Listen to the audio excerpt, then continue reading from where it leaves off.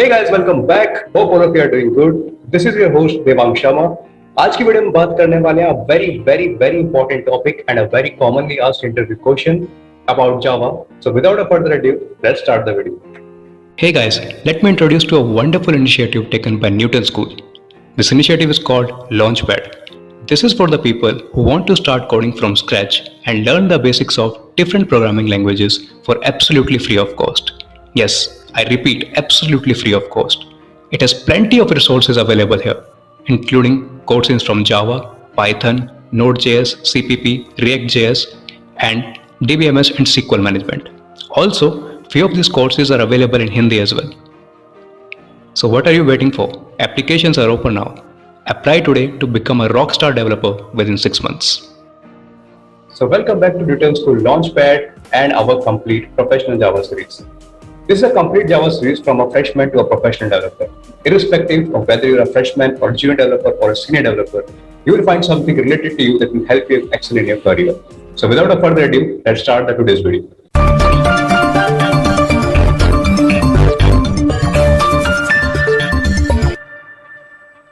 In today's session, we are going to learn a very important topic, which is runtime polymorphism in Java. We are going to understand what is polymorphism, what are compile time and runtime polymorphisms, along with the code examples of how method overriding is used to provide runtime polymorphism in Java.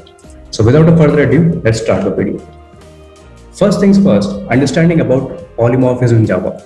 As the name says, polymorphism. Polymorphism in Java is a concept by which we can perform a single action in different ways. Polymorphism is derived from two Greek words, poly and morph. Poly means many and morph means forms. So polymorphism means many forms. As you would have understood, there would be a same function with multiple functionalities. So you can see multiple function names will be same, but the functionalities will be different. There are two types of polymorphism in Java. One is compile time polymorphism, other is runtime polymorphism. We can perform polymorphism in Java by method overloading, which is used to implement compile time polymorphism, and method overriding, which is used to provide runtime polymorphism in Java. Take an example of it. If you overload a static method in Java, it is the example of compile time polymorphism because the compiler knows the polymorphism, not the JVM. In this video, we are going to discuss more on the runtime polymorphism. Let's understand what is runtime polymorphism and how can we achieve in Java using the code example. Runtime polymorphism is also called the dynamic method dispatch. This is a very crucial point because sometimes it's asked in the interview with a different name. So you call it runtime polymorphism or dynamic method dispatch. It is a process in which a call to an overridden method is resolved at runtime rather than at compile time. Now, what do I mean when I say resolved at runtime? I'm talking about which method will be called. This criteria or this decision is made during runtime rather than compile time. So JVM made this decision, not the compiler. In this process, an overridden method is called through the reference variables of a superclass. Now this is crucial. What do I mean by reference variable of a superclass? We are going to see in the example. The determination of a method to be called is based on the object being referred by the reference variable. Reference variable is the variable using which you are calling the overridden method. Now the method will be called from the superclass or the subclass, that is depend based upon the object being referred. Let's first understand the upcasting before understanding the runtime polymorphism. Upcasting. If the reference variable of the parent class refers to the object of child class, it is known as upcasting. So as we have seen in inheritance, the class which is inherited, it's called the parent class or superclass. And the class which inherits some other class, it's called the child class or the subclass. Let's take an example with the code here. As you can see, I have a class A and I have a class B which is extended class A. So in this example, as you can see, my class A will be my parent class or superclass and my class B will be my child class or subclass. I create an object of A of A type equal to new B. Now this is an upcasting. Why? Because reference variable of parent class is referring to the object of child class, new B. For upcasting, we can use the reference variable of class type or an interface type.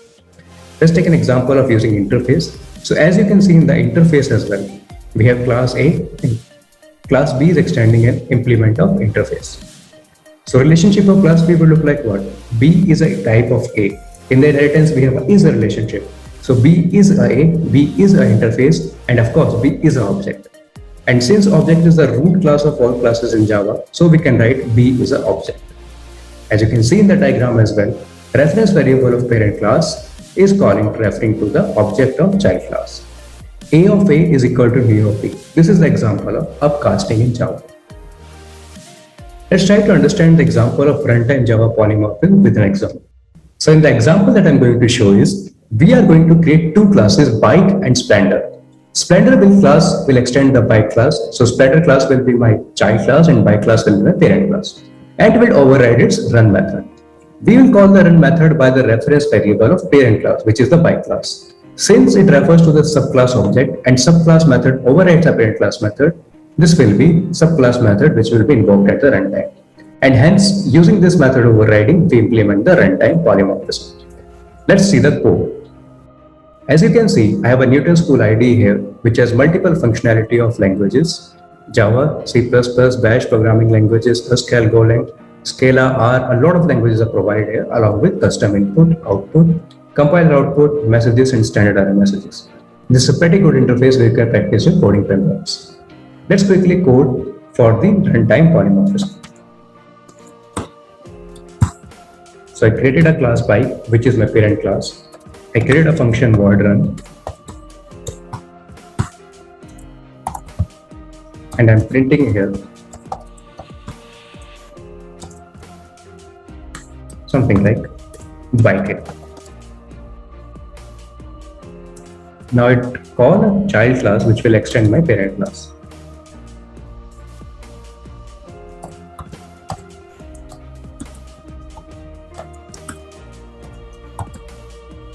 And you can see here in the run function, I can change something like Bike is Splendor or something like this.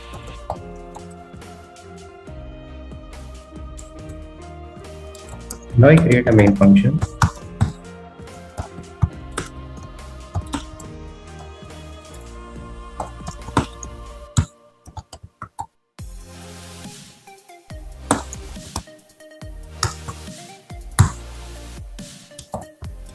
Bike of B equal to new of Splendor. And I call dot run. Now let's try to understand what I have done. I created a class Bike, which is a parent class. Then I called a function, defined a function inside it, which is printing the value Bike. I then defined another child class Splendor, which extends my parent class Bike. And in the run function, I'm printing the value Splendor. If you observe carefully line number 21, what I have done, I'm using a child object. I'm using a child object to refer to the parent class. My parent class is referring to the child class object, and this is what we call upcasting. And using this upcasting, this method overriding will provide us a runtime polymorphism in Java. So my output should be Splendor. Let's check the output.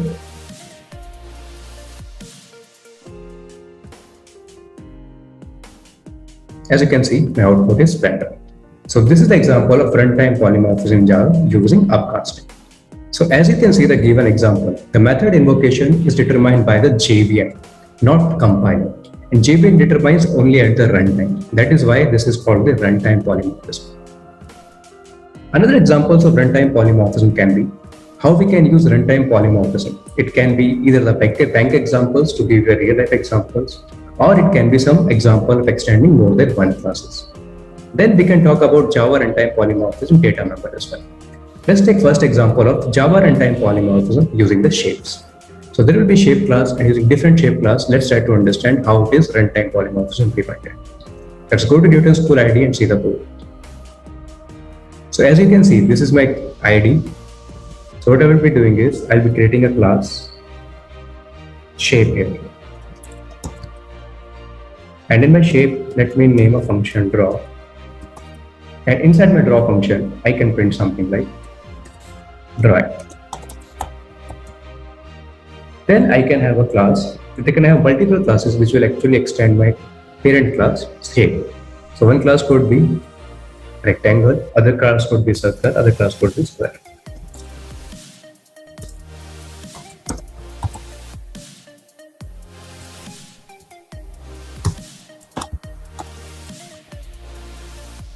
Similarly, I can have vertical classes. Instead of bike, this will be shape.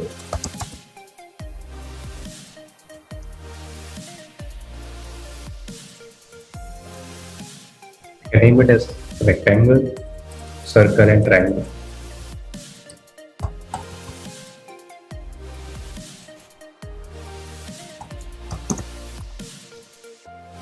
Sounds good. So in circle, I can just type circle here.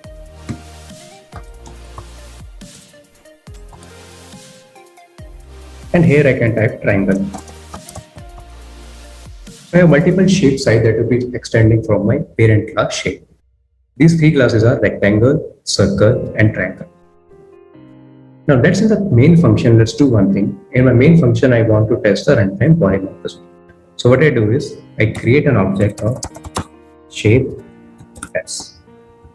Now every time this object of parent class will refer to my child class. How do I do that? By using the same example that we've seen before. S equal to new, an object of rectangle type. And then we can call s.draw.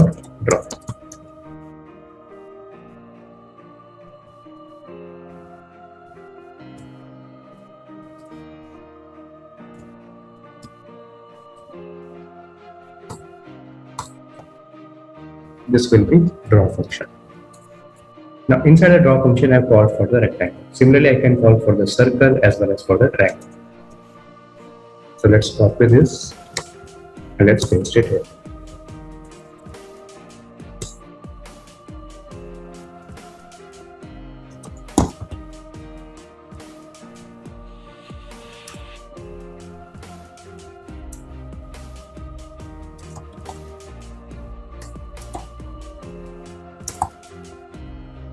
Okay, so what I've done is I have called a parent class shape and I've called a function for drawing.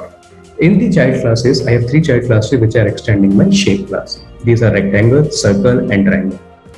In each of these classes, what I'm doing is I'm calling the same method name draw with their different implementation.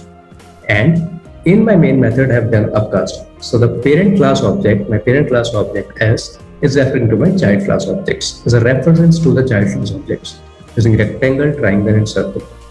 So my output here should something look like rectangle, circle, and triangle. Let's see the output here.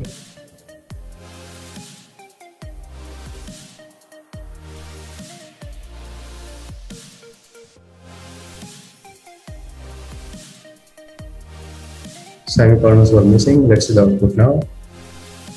Yes, rectangle, triangle, and circle. I got the output correct. So this is the example of implementing runtime polymorphism in Java, where one class is being inherited by multiple classes, or you can say multiple level inheritance.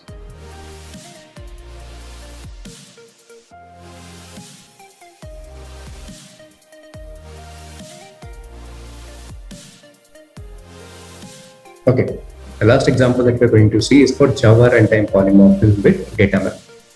Since method is overridden, so not the data members, runtime polymorphism can't be achieved by data members.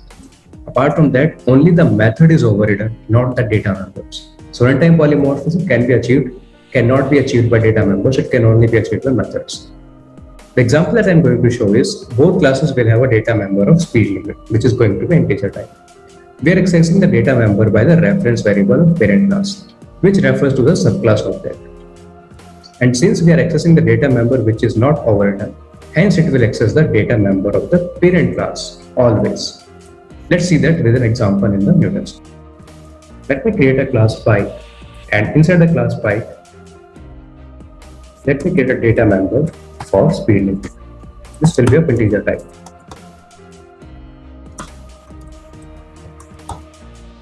And let's give the value as 9. Then I will have another class which will extend my bike class. Let's say the class name is Honda.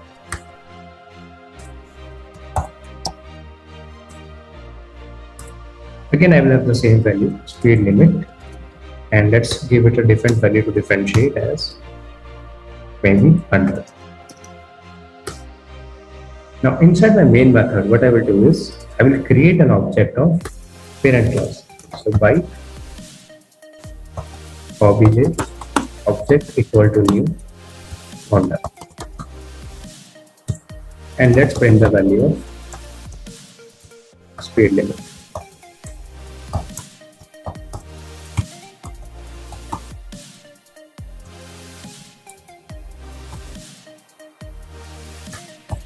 Now observe carefully.